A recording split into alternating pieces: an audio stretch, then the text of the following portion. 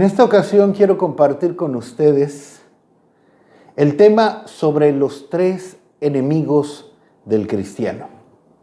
Los tres enemigos del cristiano. Este es el tema número 11 de una serie de mensajes sueltos a la cual hemos puesto por título Cimentándonos en la Fe, y hablaré, como repito, de los tres enemigos del cristiano.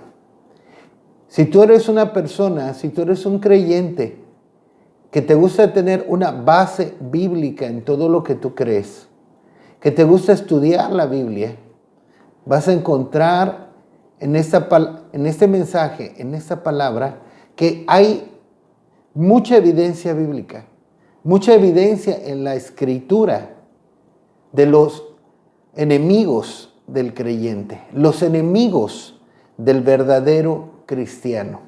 De antemano, quiero decir que ser cristiano, ser un verdadero creyente, representa guerra constante, representa una batalla constante, continua, cada día. Vamos a ver entonces ahora cómo la vida cristiana es guerra. En 1 Timoteo capítulo 6, verso número 12. Pelea la buena batalla de la fe. Echa mano de la vida eterna, a la cual asimismo fuiste llamado, habiendo hecho la buena profesión delante de muchos testigos. Pablo aquí le escribe a Timoteo y a los creyentes de todos los tiempos, aún, por supuesto, de nuestro tiempo. También esta palabra es para nosotros. ¿Y qué nos dice? Pelea la buena batalla de la fe. No dejes de pelear la buena batalla en la fe. Estar en la fe, estar en la verdadera fe, representa batalla constante. Representa una guerra constante con diferentes enemigos de los que vamos a hablar a lo largo de este mensaje, contra los cuales tenemos constantemente que pelear. Y en ninguna manera debemos dejar que estos prevalezcan en contra de nosotros. Pelea, le dice Pablo a Timoteo y a los creyentes de todos los tiempos.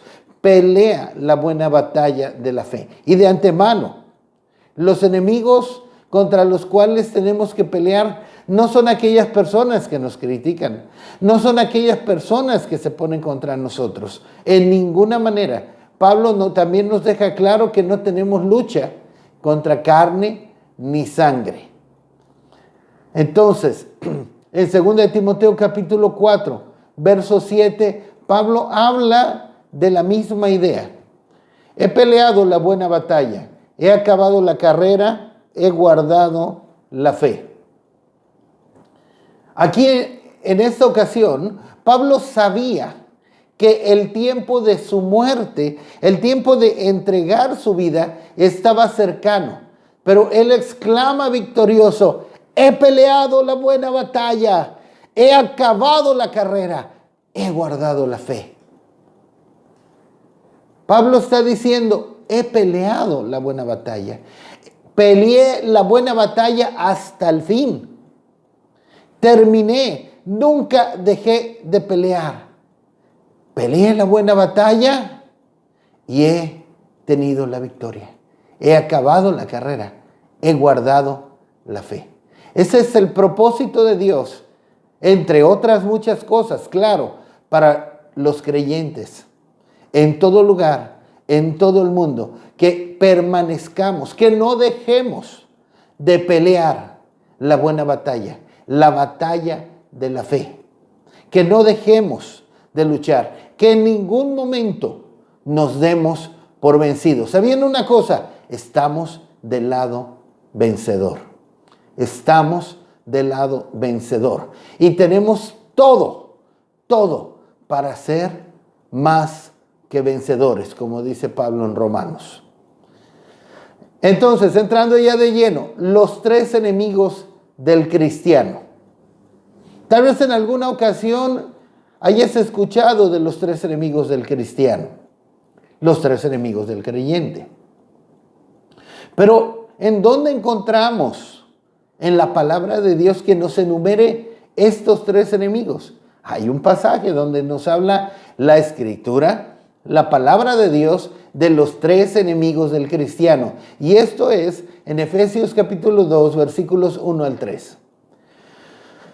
Y Él os dio vida a vosotros cuando estabais muertos en vuestros delitos y pecados, en los cuales anduvisteis en otro tiempo, siguiendo la corriente de este mundo, conforme al príncipe de la potestad del aire, el espíritu que ahora opera en los hijos de desobediencia, entre los cuales también todos nosotros vivimos en otro tiempo, en los deseos de nuestra carne, haciendo la voluntad de la carne y de los pensamientos, y éramos por naturaleza hijos de ira, lo mismo que los demás.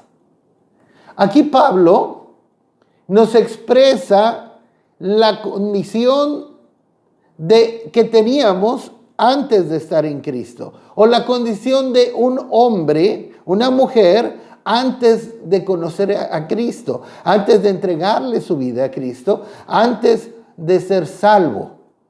Claro, aquí a los efesios les está diciendo estas palabras. Esta era su condición antes, pero ya no están así, ya no siguen así. Pero sabiendo que toda la Escritura es inspirada por Dios y útil para nosotros en este tiempo, esta palabra es para nosotros. Y dice, ustedes estaban muertos en sus delitos y pecados, y menciona en qué estábamos inmersos, en qué estaban o a qué estábamos atados. Mismas cosas que ahora se constituyen en nuestros enemigos. ¿A qué estábamos atados? ¿A qué estábamos esclavizados? Cosas que hoy en día, ya como creyentes, tratan de volver y controlarnos nuevamente. Menciona, ustedes fuera de Cristo, en el verso 2, seguían la corriente de este mundo. Ahí tenemos uno de los enemigos del cristiano, el mundo. Luego, en el verso 2, dice, conforme al príncipe de la potestad del aire, el espíritu que ahora opera en los hijos de desobediencia. Ahí está el segundo enemigo, el diablo, el príncipe de este mundo. Y en el verso 3 nos habla del tercer enemigo que en el pasado nos controlaba junto con los otros dos, pero que ahora es nuestro enemigo, porque nos trata de controlar nuevamente, pero tenemos que luchar para que no sea así. Dice en el verso 3, vivimos en otro tiempo los deseos de nuestra carne, haciendo la voluntad de la carne. Así que aquí tenemos los tres enemigos, en un solo pasaje, los tres enemigos del creyente: el mundo, el diablo y la carne. El mundo, el diablo y la carne. Estos son básicamente los tres enemigos del cristiano: el mundo, la carne y el diablo. Y claro, estos enemigos se pueden de alguna manera como que ramificar en otras cosas que los complementan o que son parte de ellos. Y contra estos es nuestra guerra. Contra estas tres cosas que nos controlaban en el pasado, ahora tenemos que pelear para que no nos controlen como creyentes, para no volver a ser controlados por estas cosas, o no seguir siendo controlados por estas cosas si es que aún no hemos sido liberados.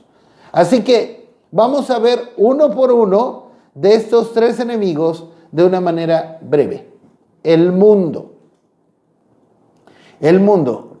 Tenemos uno de nuestros enemigos como cristianos, es el mundo. El mundo, el planeta.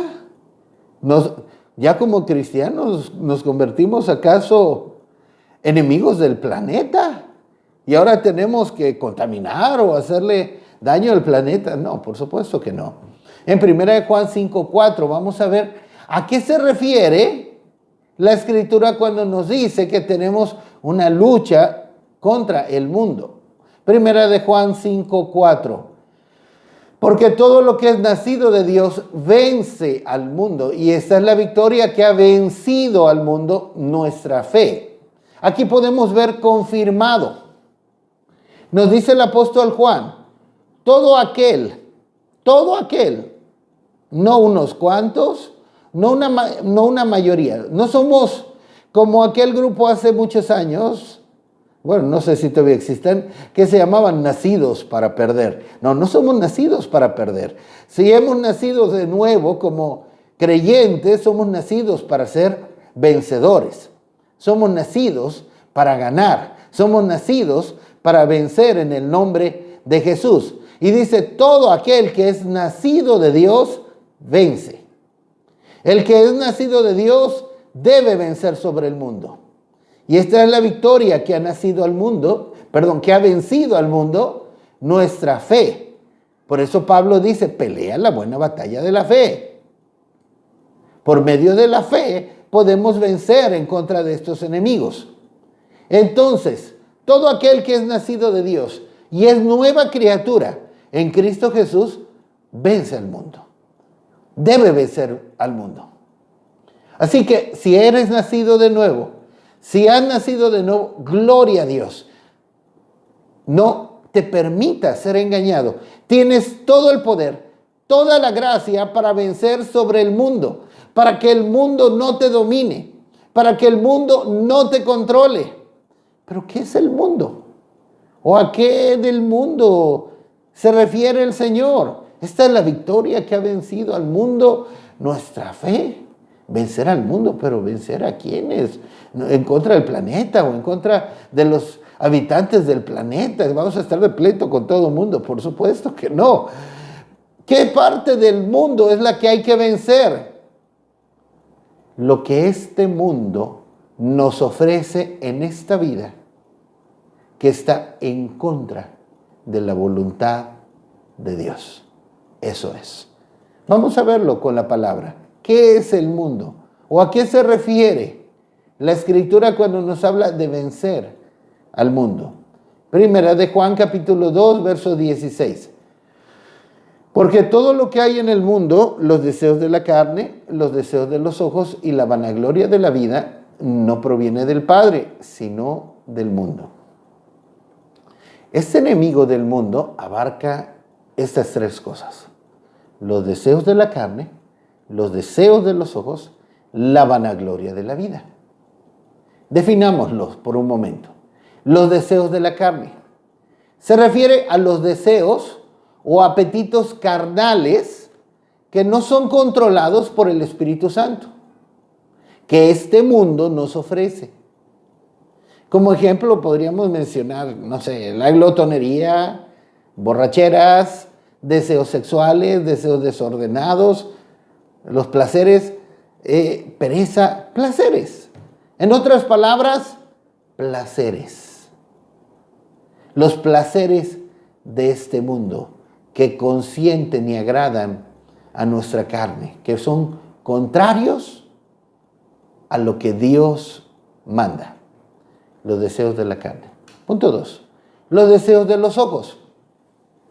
El rey Salomón decía en Eclesiastés 2:10, no negué a mis ojos cosa alguna que desearan. Entonces, ¿qué es los deseos de los ojos? Lo que este mundo nos ofrece poseer, que va fuera de la voluntad de Dios.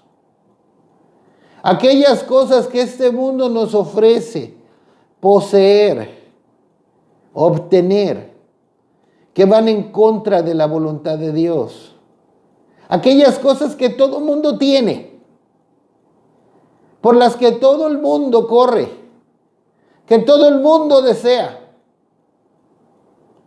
pero que nos alejan de Dios, que van en contra de Dios, que nos apartan de Dios. Esa es otra área del mundo. La tercera, la vanagloria de la vida. Un deseo incontrolable por alcanzar posición, vanagloria, posición, riquezas, poder, honores, títulos, alabanza, honra de este mundo, reconocimiento de este mundo, todo ese tipo de cosas. La vanagloria de la vida. El aplauso de los demás. El agrado, la honra de todos los demás. Aun cuando eso significa la desaprobación de Dios. Entonces, el mundo antes nos controlaba. Ahora no debemos. Nuestra lucha es para que ese tipo de cosas, los deseos de la carne, en otras palabras, placeres, los deseos de los ojos, en otras palabras, pertenencias, y la vanagloria de la vida, que esas cosas no nos controlen. Nuevamente, luchar en contra de esas cosas. No dejar que nos controlen. No dejar que tomen control y dominio de nosotros. La Escritura nos dice que el mundo está bajo el maligno. Primera de Juan 5:19. Sabemos que somos de Dios y el mundo entero está bajo el maligno. ¿Y quién es el maligno? Satanás. El mundo entero, el mundo completo está bajo el control de Satanás. Jesús habla de eso en Juan 14:30.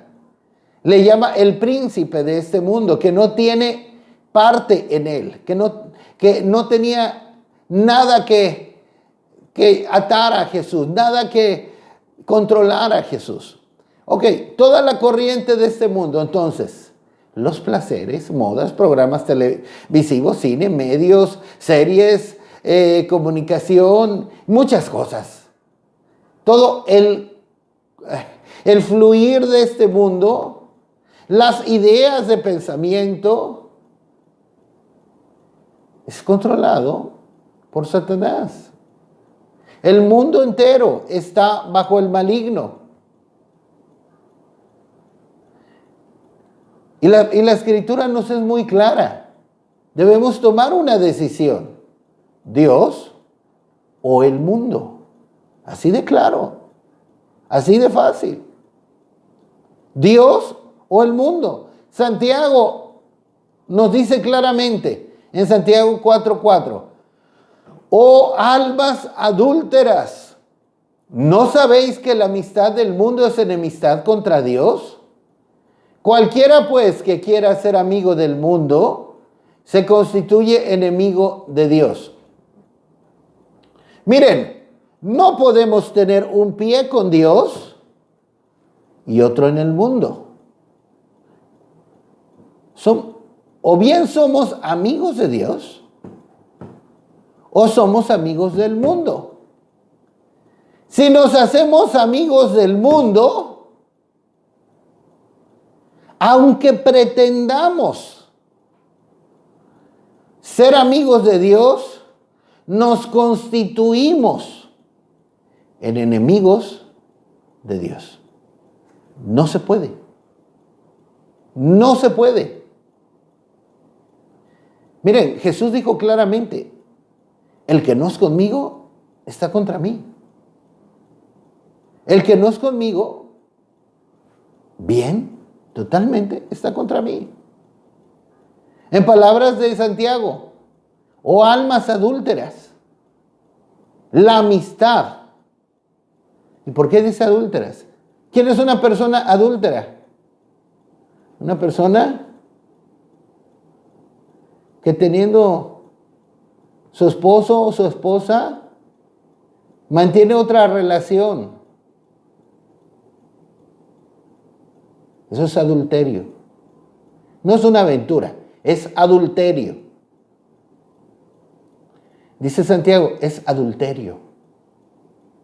Que ustedes quieran caminar con Dios, quieran estar cerca de Dios, seguir a Dios, tener la amistad de Dios y tener la amistad del mundo. No se puede. Entiéndanlo bien, no se puede. El apóstol Juan dice en 1 Juan 2:15, si alguno ama al mundo, el amor del Padre no está en él. Así que cristiano, cristiana, entiende bien en el nombre de Jesús. Si alguno ama al mundo, el amor del Padre no está en él. Y no queremos ser aquellos que perdamos la amistad y el amor del Padre. Y si lo perdimos, más vale recuperarlo. Hay que tomar una decisión firme, una decisión violenta. Por eso dice la Escritura, el reino de los cielos sufre violencia y los violentos lo arrebatan. ¿Cómo vencer sobre el mundo? ¿Cómo vencer sobre el mundo? Muy bien, les voy a mencionar 2 puntos. Primeramente, considerarnos muertos al mundo.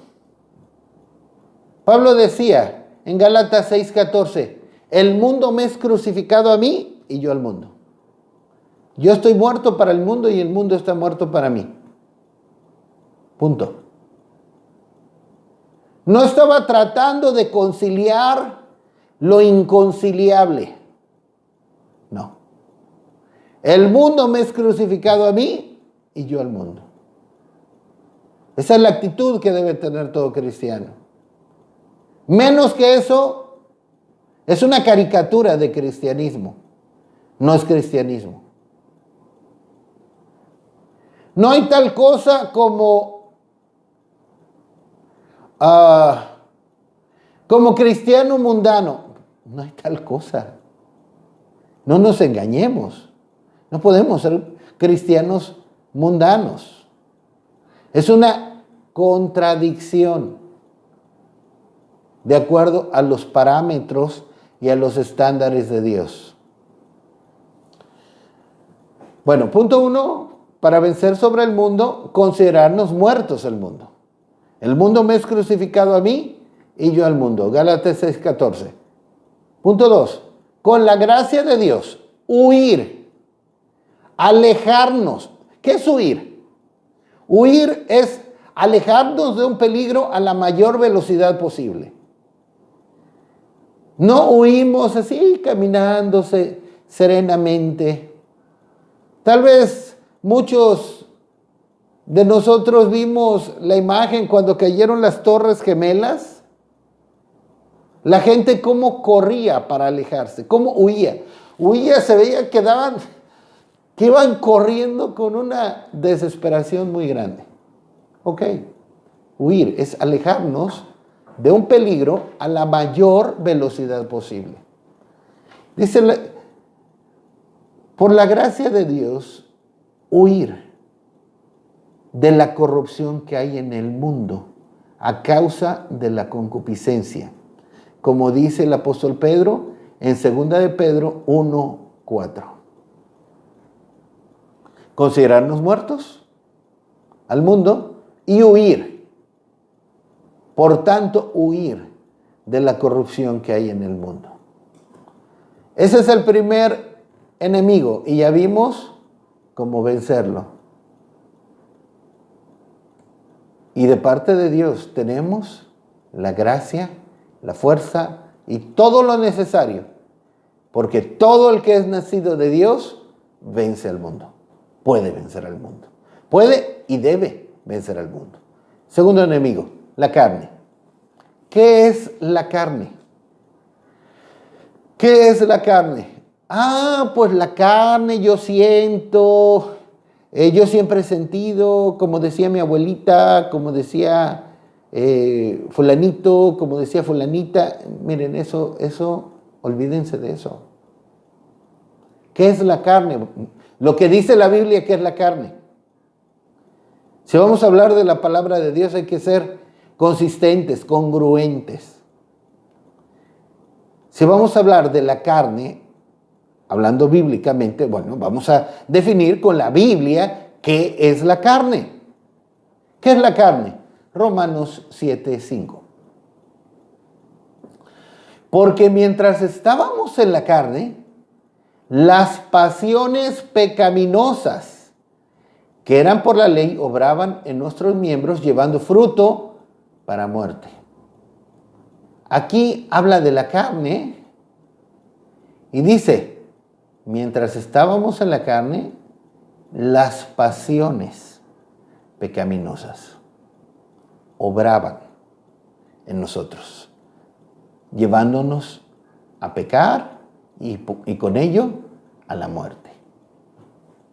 ¿Qué es la carne? En base a este verso, nuestras pasiones pecaminosas, nuestras pasiones, nuestros deseos internos por el pecado. Es lo que nos impulsa a pecar, lo que nos impulsa a hacer aquello que es contrario a lo que Dios dice, a lo que Dios pide. Esa es la carne. Pero vamos a seguir definiendo. Gálatas 5:17.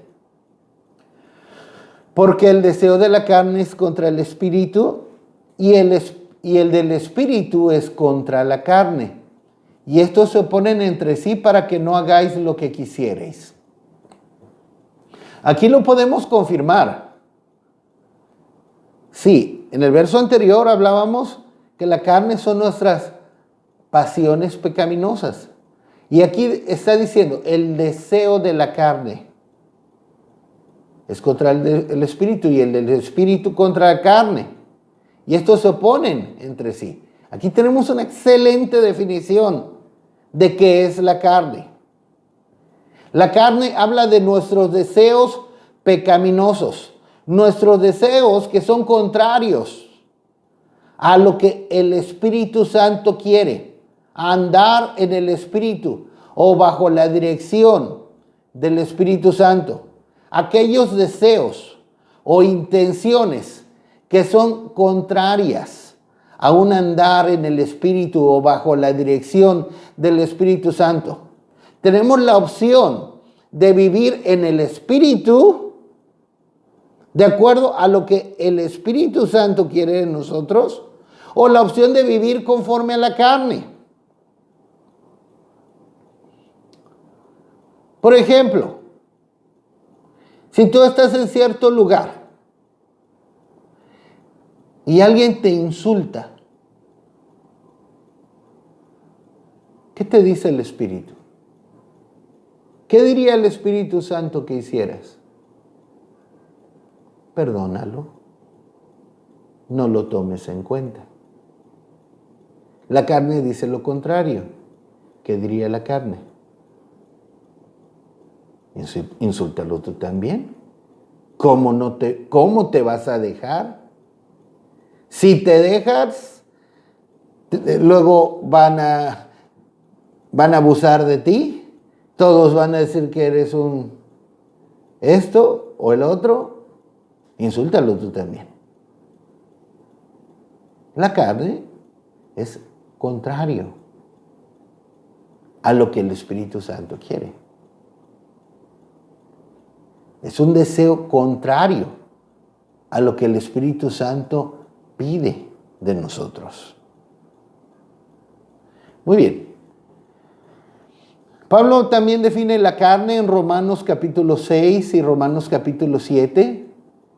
Y habla de la carne como nuestra vieja naturaleza, el viejo hombre, o también lo menciona como el pecado que mora en mí, el cuerpo de pecado. Bueno, para ilustrar más qué es la carne o qué hay detrás de la carne, vamos a mencionar las obras de la carne en Gálatas 5, 19 al 21. Y manifiestas son las obras de la carne, que son adulterio, fornicación, inmundicia, lascivia, idolatría, hechicerías, enemistades, pleitos, celos, iras, contiendas, disensiones, herejías, envidias, homicidios, borracheras, orgías y cosas semejantes a estas, acerca de las cuales os amonesto, como ya os lo he dicho antes, que los que practican tales cosas no heredarán el reino de Dios. Todas estas son obras de la carne. La carne nos lleva a hacer todas estas cosas, dicho en otras maneras. La carne son los deseos pecaminosos que nos llevan a hacer estas obras. Todas estas 17 obras son fruto de los deseos carnales.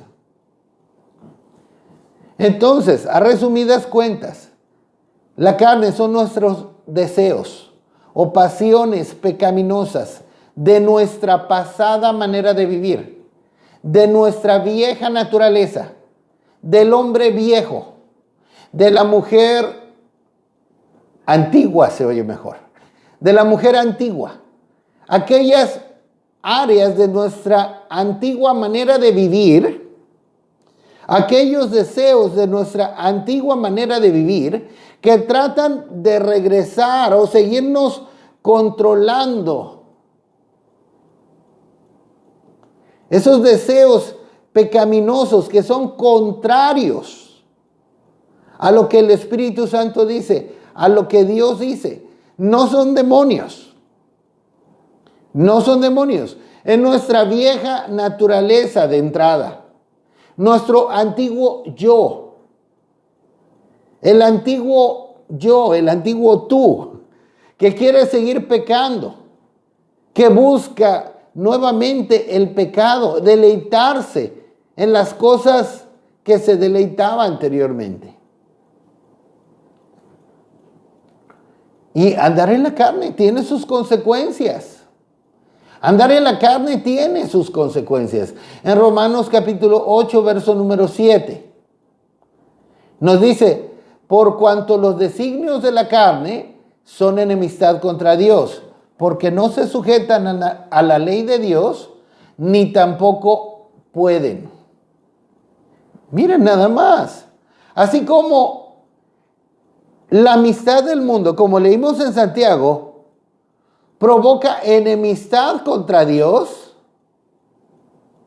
aquí nos está diciendo que los designios de la carne son enemistad contra Dios, porque no se sujetan a la ley de Dios ni tampoco pueden.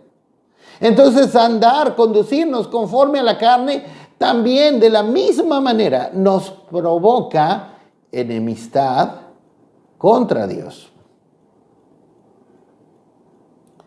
Hay consecuencias serias por andar en la carne. Tampoco podemos decir, es que yo soy un cristiano carnalito. Yo soy un cristiano carnal. No es algo que debamos aceptar en ninguna manera. Pablo le decía a Timoteo: pelea la buena batalla de la fe. Pelea, no dejes de pelear. No dejes de luchar contra el mundo, la carne, el diablo. Sigue luchando, no te des por vencido. En Romanos 8:6 y luego el verso 13 nos dice: porque el ocuparse de la carne es muerte, pero el ocuparse del Espíritu es vida y paz. Verso 13: porque si vivís conforme a la carne, moriréis, mas si por el Espíritu hacéis morir las obras de la carne, viviréis. Muerte. Muerte espiritual y eterna. Así que no pensemos, repito, que podemos ser cristianos carnales.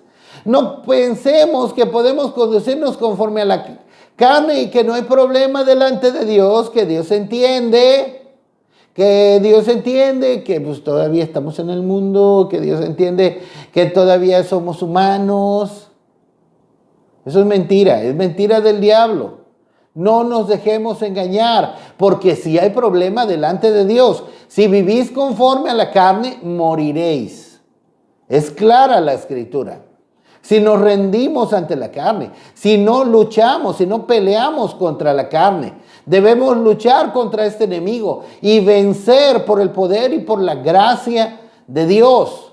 Luchar contra esas áreas difíciles, persistentes de nuestra antigua naturaleza, que se niegan a dejarnos, que se niegan a desaparecer, como el mal carácter, como las miradas lujuriosas, la vanidad, la soberbia, el menosprecio, el rencor, la amargura, el resentimiento, la envidia, los celos, la división, entre otras muchas. Mencionamos las 17 en Gálatas capítulo 5. ¿Cómo vencer sobre la carne? Bueno, primeramente, punto 1, no proveer para los deseos de la carne, no alimentar los deseos de la carne. Pablo nos habla de esto en Romanos 13:14. No proveáis para los deseos de la carne. No alimentarlos. No alimentarlos. Punto 2. Cuidar nuestros pensamientos. Desechar todo pensamiento carnal. Pablo nos habla que los que son de la carne piensan en las cosas de la carne. No debemos pensar en la carne. Debemos llevar cautivo todo pensamiento a la obediencia a Cristo. Desechar todo pensamiento. Pablo nos habla de esto en Romanos 8:5. Jeremías nos habla en Jeremías 4:14. ¿Hasta cuándo permitirán en ustedes los pensamientos de iniquidad? O en este caso, los pensamientos carnales. Podemos, en el nombre de Jesús, resistir los pensamientos carnales y desecharlos de nuestra mente. Cuidar nuestros pensamientos, desechar todo pensamiento carnal. Ese es el punto 2. Punto 3. Hacer morir las obras de la carne andando en el Espíritu, bajo la dirección del Espíritu Santo. No ceder a la carne. Como ya leímos en Romanos 8:13, por el Espíritu hacer morir las obras de la carne. Hay que hacer morir las obras de la carne. Hay que matar la carne. Hay que luchar contra ella hasta darle muerte. El tercer enemigo es el diablo. El diablo. El diablo es un ángel caído que tenía un lugar muy importante en el cielo, cerca del trono de Dios. En Isaías 14 y en Ezequiel 28 nos habla del diablo en el cielo, cómo se llenó de soberbia y cómo fue que cayó del cielo y cómo cayó del cielo. Es más, Jesús mismo dice que él vio a Satanás caer del cielo como un rayo. Podemos leer de eso en nuestras casas, Isaías 14, Ezequiel 28. Pero veamos en Efesios 2, verso 2. En los cuales anduvisteis en otro tiempo, siguiendo la corriente de este mundo conforme al príncipe de la potestad del aire, el espíritu que ahora opera en los hijos de desobediencia. Satanás es el príncipe de la potestad del aire, el príncipe de los poderes del aire, mencionados en Efesios 6:12. En Efesios 6:12 Pablo nos dice que no tenemos lucha contra carne ni sangre, no tenemos lucha contra seres humanos, no tenemos que estarnos peleando ni con el vecino, ni con la vecina, ni con el primo, ni con la prima, ni con los que nos critican, etc. No, nuestra lucha no es contra ellos. No es contra ellos, nuestra lucha es, dice Pablo en Efesios 6:12, contra principados, potestades, gobernadores y huestes espirituales de maldad en las regiones celestes. Por eso, Satanás es el príncipe de la potestad del aire, de las regiones celestes, en el aire. En Mateo 12:24, Jesús nos confirma, bueno, más bien nos habla Jesús sobre algo más. Dice, mas los fariseos al oírlo decían, este no echa fuera a los demonios, sino por Beelzebú, príncipe de los demonios. Está hablando de Satanás con otro nombre, como Beelzebú, príncipe de los demonios. Satanás, o también llamado el diablo, Y es llamado con muchos nombres en la Escritura. Belcebú, como aquí,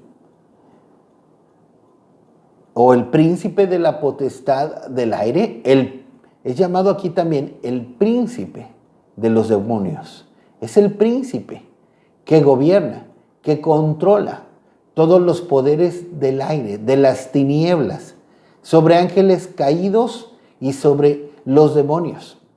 Satanás es también llamado el dragón, la serpiente antigua, el diablo y Satanás, en Apocalipsis 12:9. El mundo espiritual es un mundo muy real. No porque no lo podamos ver con nuestros ojos naturales, no existe. Tenemos que, y entiéndanme bien, no estoy hablando de cosas místicas o cosas, ¿qué decir?, esotéricas o raras o de ciencia ficción. Pero hay mundos que corren paralelos a nuestro mundo natural. Por ejemplo, tan simple como el mundo marino. El mundo marino es todo un mundo. Es un mundo, todo un mundo, dentro de nuestro mismo mundo. ¿Sí? Hay tantas cosas en el mundo marino. Hay tanto que ver. Hay tanto que aprender. Es otro mundo, totalmente. Pero nosotros no nos podemos adentrar a ese mundo sin un equipo especial. Y cuando podemos tener el equipo especial, es algo verdaderamente maravilloso. De la misma manera, el mundo espiritual. El mundo espiritual es un mundo muy real. Y para poderlo ver, para poderlo percibir de una mayor medida, necesitamos una preparación espiritual. Y la Escritura nos habla de esto.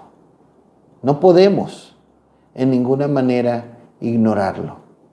Pero bueno, ¿qué hace el diablo? Y su ejército de ángeles caídos y demonios.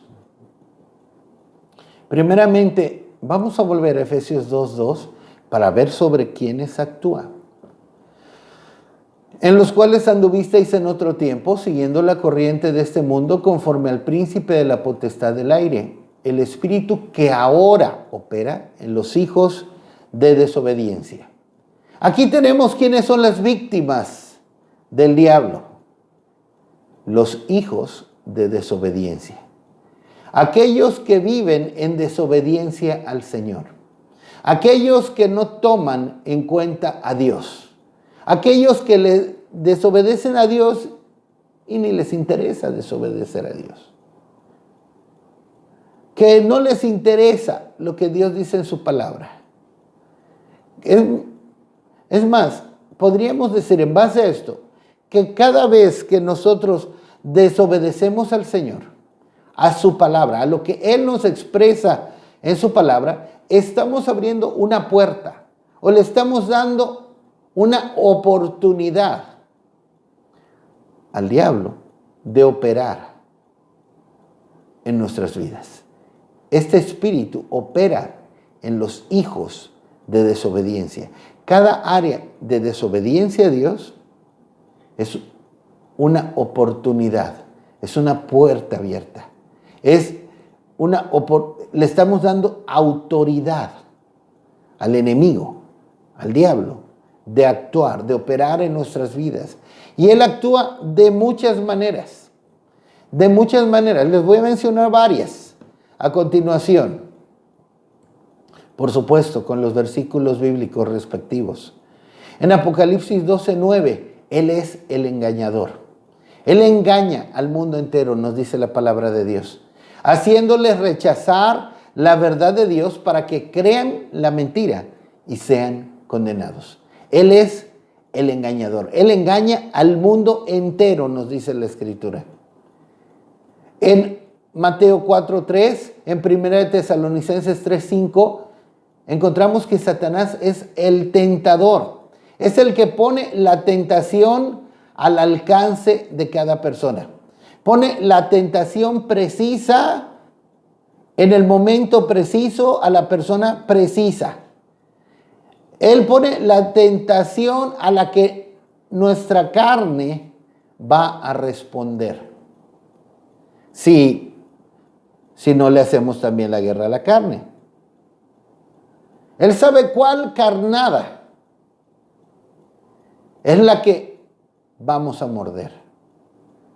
Si somos de aquellos que no nos interesa hacer la guerra en contra de estos tres enemigos, el mundo, la carne y el diablo, él sabrá qué carnada poner en su aguijón para que mordamos y con ello nos venga la muerte. Él es el acusador. En Apocalipsis 12:10 encontramos que Él es el acusador.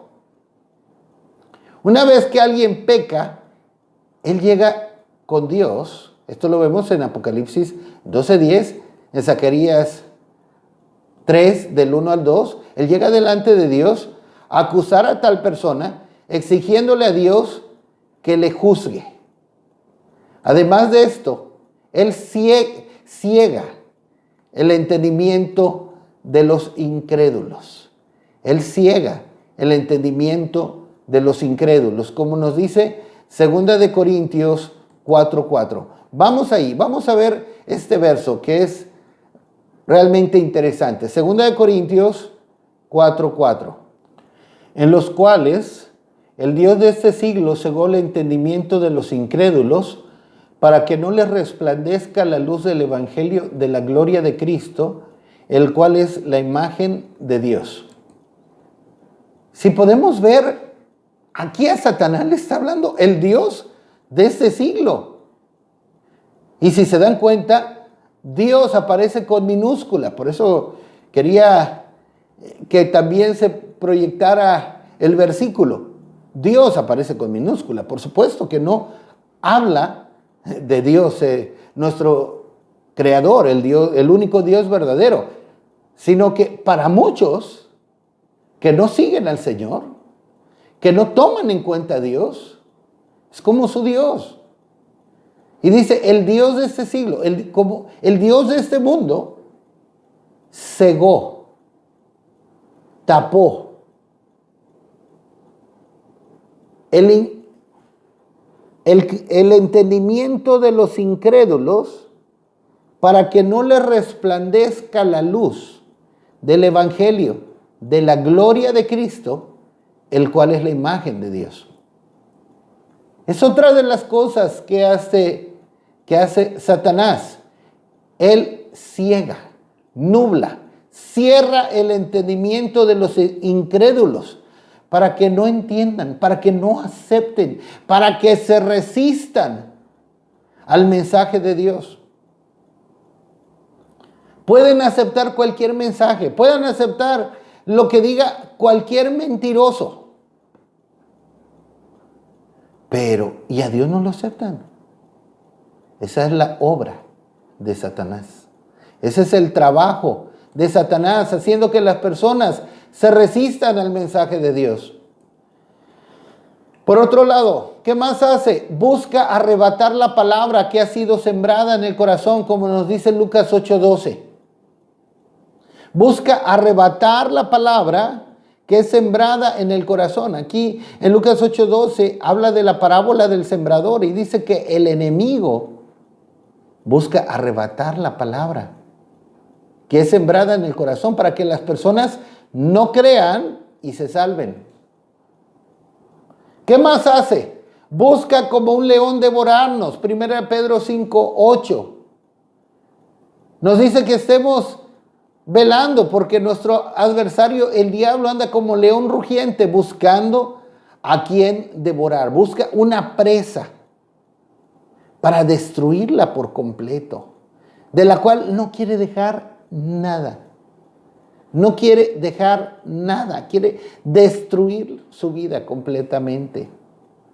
¿Qué más busca este ser? Busca impartir su naturaleza en el hombre que fue creado a imagen y semejanza de Dios. Como encontramos en Juan 8:44. Cuando Jesús le dice a los religiosos, ojo, a los religiosos, ustedes son hijos de su padre el diablo porque se parecen a él. Los deseos de su padre quieren hacer. Ustedes me quieren matar, son homicidas y son mentirosos, como su padre el diablo.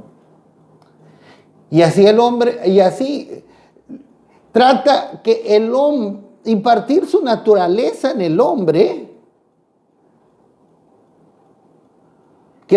al hombre que fue creado imagen y semejanza de Dios, para que entonces el hombre pueda compartir con él su mismo destino eterno, el infierno. Mateo 25:41. ¿Qué más hace el diablo? Es el ladrón que viene a hurtar, matar y destruir, según Juan capítulo 10, verso 10. Es el que roba la paz, roba el gozo, roba la tranquilidad. Mata, destruye a las personas. ¿Qué más hace? Satanás nos ata, nos enlaza.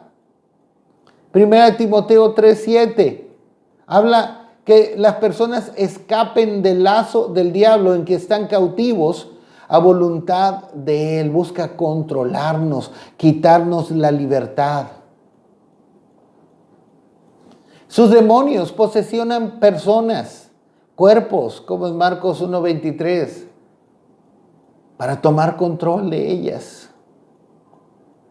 Y todo esto, Satanás, para hacernos compartir con él su destino eterno, como aparece en Mateo 25:41. Es como hace tiempo yo escuché de un homosexual que había sido infectado de VIH. Y este homosexual infectado de VIH le dijo a una persona conocida por mí, le dijo, me infectaron, pero ahorita yo me dedico a infectar a otros. ¿Se dan cuenta? Así es Satanás. Ese homosexual estaba infectado y ya estaba muy mal. Pero él decía, me infectaron y no estoy buscando quién me la hizo, no. Estoy haciéndosela a muchos. Que muchos sufran lo que yo estoy sufriendo. Compartir con otros mi mismo destino. Ese es Satanás. Así actúa Satanás. El infierno no fue hecho por Dios para el hombre. El infierno fue hecho para el diablo y sus ángeles. Pero por ende, todo aquel que siga el camino del diablo y sus ángeles. Satanás sabe que él va a terminar en ese lugar. Y él busca llevarse a cuantos más hombres le sea posible con él, para compartir con ellos ese mismo destino. Como aquellos que dicen, me voy, pero no me voy solo. No me voy solo. ¿Cómo tener la victoria sobre Satanás? Voy a mencionarles algunos puntos. Primero, reconocer que ha sido vencido por Cristo en la cruz. En Hebreos 2:14, Cristo por medio de la muerte destruyó, no solo venció, destruyó al que tenía el imperio de la muerte, esto es al diablo. En Colosenses 2:15, Cristo en la cruz expuso a los principados y potestades y triunfó sobre ellos. ¿Qué más? Para vencer al diablo, para luchar en la fe, para pelear la buena batalla de la fe. No ignorar sus maquinaciones, No ignorar cómo trabaja. En 2 Corintios 2:11, Pablo dice, no ignoramos las maquinaciones del diablo para que no tenga ventaja sobre nosotros. No darle lugar al diablo, no exponernos a él, no abrirle las puertas. En Efesios 4:27, Pablo dice un corto versículo, ni deis lugar al diablo, no le abras la puerta, no te expongas. Santiago 5:17, otro punto importante para obtener la victoria sobre Satanás, someternos a Dios, resistir al diablo y huirá de vosotros. Ser sobrios, tener dominio propio, ser prudentes, velar, estar alertas. Como dice Pedro en 1 Pedro 5, del 8 al 9. Luchar, pelear, haciendo uso de los recursos que Dios nos ha dado en contra del diablo y sus huestes espirituales de maldad, gobernantes, principados, potestades, de los cuales habla Efesios 6:12. Hacer uso de los recursos que Dios nos da. Para eso Dios nos ha dado una armadura, de la cual Pablo dice, tomar toda la armadura de Dios. En Efesios 6:13 al 18, y ahí la describe. Y no solo eso, sino que Dios también nos ha dado armas espirituales y poderosas en Dios para la destrucción de fortalezas, como dice 2 Corintios 10:4. Y todo esto para hacernos vencedores y más que vencedores, como nos habla Romanos capítulo 8. Es posible tener la victoria sobre Satanás en el nombre de Cristo, quien ya lo derrotó. Debemos saber que estamos del lado vencedor. Estamos del lado vencedor. Si hemos nacido de nuevo para vencer. Termino en Apocalipsis 12, del 9 al 11. Y fue lanzado fuera el gran dragón, la serpiente antigua, que se llama Diablo y Satanás, el cual engaña al mundo entero. Fue arrojado a la tierra y sus ángeles fueron arrojados con él. Entonces oí una gran voz en el cielo que decía, ahora ha venido la salvación, el poder y el reino de nuestro Dios y la autoridad de su Cristo, porque ha sido lanzado fuera el acusador de nuestros hermanos, el que los acusaba delante de nuestro Dios día y noche, y ellos le han vencido por medio de la sangre del Cordero, de la palabra del testimonio de ellos, y menospreciaron sus vidas hasta la muerte. Amén. Así que peleemos la buena batalla de la fe. Estamos del lado vencedor. Hemos nacido para vencer. Peleemos en el nombre de Jesús y no nos detengamos. Luchemos. 3 enemigos tenemos: el mundo, la carne y el diablo. Pero Dios nos ha dado todo para ser más que vencedores. Amén.